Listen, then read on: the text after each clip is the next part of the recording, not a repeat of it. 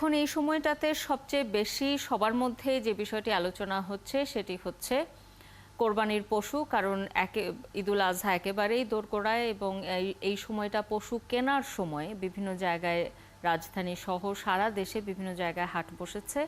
এবং এবার যেটি সবচেয়ে বেশি আলোচিত হচ্ছে সেটি হচ্ছে শুধু বড় গরুর দেখা মিলছে, ছোট এবং মাঝারি গরু কম বাজারে। এবং এবার পশুর দাম অনেক বেশি। কেন এত বেশি এবার পশুর দাম এবং কেন বড় গরুর দেখা বেশি মিলছে, ছোট এবং মাঝারি গরু কম? সেই বিষয়গুলো নিয়ে আলোচনার জন্য আমাদের সাথে যুক্ত হচ্ছেন কৃষি বিশেষজ্ঞ রেজাউল করিম সিদ্দিক। স্বাগত জানাচ্ছি আপনাকে একাত্তর সকালে। শুভ সকাল। এই যে গণমাধ্যমে বারবারই খবর আসছে যে এবার শুধু বড় গরুর প্রচার হচ্ছে, বড় গরুর দেখা মিলছে বাজারে এবং ছোট এবং মাঝারি সাইজের গরুর সংখ্যা কম, যে কারণে সমস্যায় পড়তে যাচ্ছে মধ্যবিত্তরা। তাদেরকে এখন অংশীদারিত্বের ভিত্তিতে কোরবানি করার চিন্তা করতে হচ্ছে। এই পরিস্থিতিটা কেন তৈরি হলো? কেন বড় গরুর সংখ্যা বাজারে বেশি এবং ছোট বা মাঝারি গরুর সংখ্যা কম হচ্ছে কেন?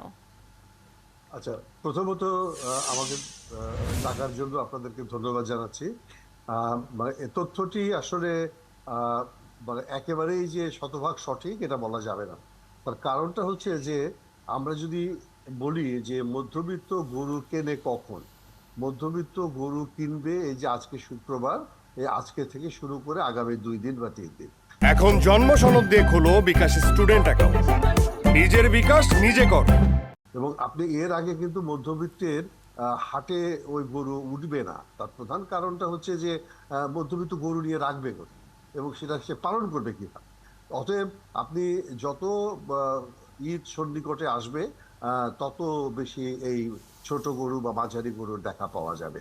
আরেকটা বিষয় অবশ্য আপনাকে বলে রাখি যে বড় গরুর প্রতি আমাদের একটা আকর্ষণ থাকে।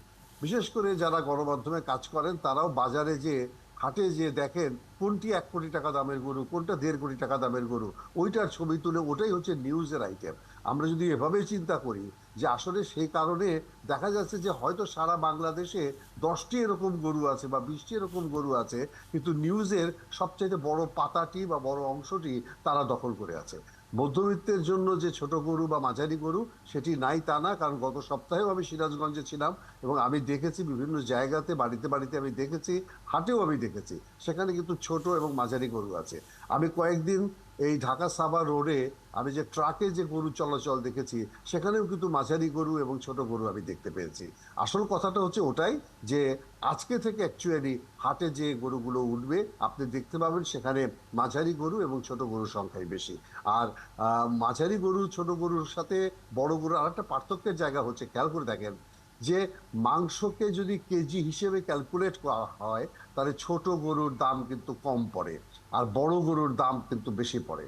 যে গরুটি 1.5 কোটি টাকা দামে বিক্রি হয়েছে সেই গরুর মাংসের কেজি পড়ে 2,000 টাকা, 3,000 টাকা বা তার চেয়েও বেশি।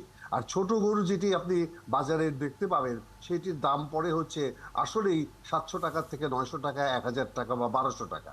তাহলে দেখা যাচ্ছে কি যে আমরা নিজেরাও কিন্তু বড় গরুকে পালন করার ক্ষেত্রে মানুষের ভেতরে উৎসাহ তৈরি করে দিচ্ছি, কারণ তার জন্য লাভ কিন্তু বড় গরুটাতেই বেশি, ছোট গরুতে কিন্তু তার খুব একটা বেশি লাভ নাই।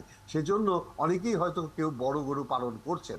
তবে কথা ঠিক যে বাজারে ছোট গরু আছে এবং সেই গরুটি আপনি যত ঈদ সন্নিকটে আসবে তত বেশি আপনি দেখতে পাবেন।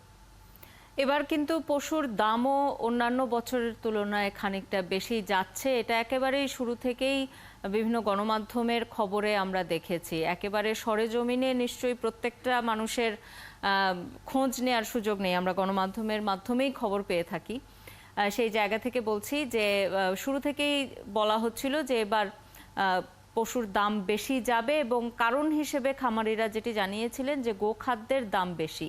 শুধুই কি গোখাদ্যের দাম বেড়ে যাবার কারণে পশুর দাম বেশি যাচ্ছে এবার, নাকি অন্যান্য আরো কিছু ফ্যাক্টর কাজ করেছে এর পেছনে? আপনার কি মনে হয়? কোরবানির ঈদের ক্ষেত্রে যেটা দেখা যায় মানে ঈদুল আজহাতে সাধারণত একদল মানুষ যারা গরু পালন করেন তারা স্বাভাবিকভাবে অন্যান্য সময়ের চেয়ে একটু বেশি দাম পাওয়ার আকাঙ্ক্ষাতেই কিন্তু তারা করেন এবং সেজন্যে সাধারণ সময়ে যে গরুর দামটি থাকে ঈদের সময় তার দামটি একটু বেড়ে যায়, এটা একটা সাধারণ প্রবণতা। আর এটাও কিন্তু সত্য কথা যে এবার কিন্তু গোখাদ্যের দাম তুলনামূলকভাবে অনেক বেশি, এবং সেটা এতই বেশি যে আপনি যদি ক্যালকুলেট করেন যে যেখানে নাকি আপনি আহ, আজকে থেকে 4 বছর আগে, আমি কয়েকবার এই কথাটা বলেছি, আজকে থেকে 4 বছর 5 বছর আগে যে 800 টাকা 1000 টাকা মন আপনি ভুট্টা বিক্রি করেছেন, এখনো কিন্তু সেই দামে ভুট্টা বিক্রি হচ্ছে, কিন্তু গোখাদ্যের দাম 2 গুণ 3 গুণ কিন্তু বেড়ে গেছে। তার মানে হচ্ছে এটা যে কৃষক কিন্তু উপাদান কাঁচামাল তৈরি করছেন, তার দাম পাচ্ছেন না, কিন্তু গোখাদ্যের দামটা বেড়ে যাচ্ছে। এবং সেক্ষেত্রে যারা খাদ্য উৎপাদন করেন, দানাদার খাদ্য উৎপাদন করেন, তাদের কিন্তু একটা হাত আছে, এবং সেটা আমরা লক্ষ্য করি। এবং সেটা কিন্তু মানে কথিত যে আমরা বলি যে ডলারের দাম বেড়েছে, বিদেশ থেকে ইনগ্রেডিয়েন্ট আনতে হচ্ছে, সেগুলোর কথা আমরা বলি, তার সবটাই যে সত্য তা কিন্তু না। আমাদের তো ডান হাত বাম হাতের সাথে অজুহাত বলে একটি শব্দ আছে, এই অজুহাতে কিন্তু আমরা দাম বাড়িয়ে দেওয়ার চেষ্টা করি। এবং সেই জায়গাতে নিশ্চয়ই যারা গবাদি পশু পালন করেন তাদের তো খরচ একটু বেশি পড়েছে। তবে আমি মনে করি যারা নাকি ঘাস ভিত্তিক গবাদি পশু পালন করেছেন, অর্থাৎ যারা নিজেরা ঘাসের চাষ করেছেন এবং ঘাস খাইয়েছেন বেশি করে, এবং আসলে সেই গবাদি পশুটাই কিন্তু ভালো, কারণ সেগুলোর মাংসের গুণ ভালো, সেগুলোর স্বাস্থ্য ভালো, সেগুলো দেখতেও এই ভালো, যে সেগুলোর গ্রোথও আপনি ভালো। যে প্রসঙ্গটি এখন টানলেন, যে যারা ঘাস ভিত্তিক পশু পালন করেন, এই ক্ষেত্রে আমার একটি প্রশ্ন আছে যে গত 2 বছর আগেও আমরা এ বিষয়ে বিভিন্ন গণমাধ্যমে এবং ঢালাওভাবে অভিযোগ শুনেছি যে গরুকে স্টেরয়েড দেয়া হচ্ছে, অ্যান্টিবায়োটিক দেয়া হচ্ছে, যেটি মানুষের স্বাস্থ্যের জন্য ক্ষতিকর, মোটাতাজা করার ক্ষেত্রে। এবছর কিন্তু আমরা এ ধরনের একটা প্রবণতা দেখছি যে সবাই বলছেন, খামারিরা বিশেষ করে, যে তারা সবাই অর্গানিক ওয়েতে তাদের পশু পালন করেছেন। এটা কি আসলেও এবার এ ধরনের কাজ খুব ব্যাপকভাবে করা হয়েছে, নাকি এটা শুধুই প্রচারণা? না, দুটো জিনিস আছে, যে মানুষের ভেতরে যেহেতু সচেতনতা বেড়েছে, অতএব যারা মার্কেটিং করবেন এবং যারা বিক্রি করবেন, তারা তো যেটাতে মানুষ আগ্রহী হয় সেটার কথা বলবেন। আমরা যে অর্গানিক আমের কথা বলি, অর্গানিক ভেজিটেবলের কথা বলি, সবাই কি আর অর্গানিক করেন? কিন্তু এটা ঠিক যে মানুষের ভিতরে সচেতনতা বেড়েছে, মানুষ স্টেরয়েড ভিত্তিক যে খাদ্য বা সেই জিনিসগুলোকে মানুষ কিন্তু গ্রহণ করছে না। এবং খামারিদের ভিতরেও কিন্তু সচেতনতা বেড়েছে। আমরা যদি বলি, প্রাণী সম্পদ অধিদপ্তর বেশ কয়েক বছর ধরে কিন্তু একটা ক্যাম্পেইন করেছে এবং স্টেরয়েড যাতে ব্যবহার না করে, কারণ স্টেরয়েড ব্যবহার করাটা কিন্তু খামারির জন্য খুব ঝুঁকিকর। কারণটা হচ্ছে যে স্টেরয়েডটা ব্যবহার করে খামারিকে মোটা সোটা দেখানো হলো, সেই গরুটা যদি কোনো কারণে বিক্রি না হয়, তাহলে ঠিক 15 থেকে 20 দিনের মধ্যে সেই গরুটি মারা যাবে। তাহলে এই ঝুঁকিটা কোন খামারি নেবেন বলেন তো?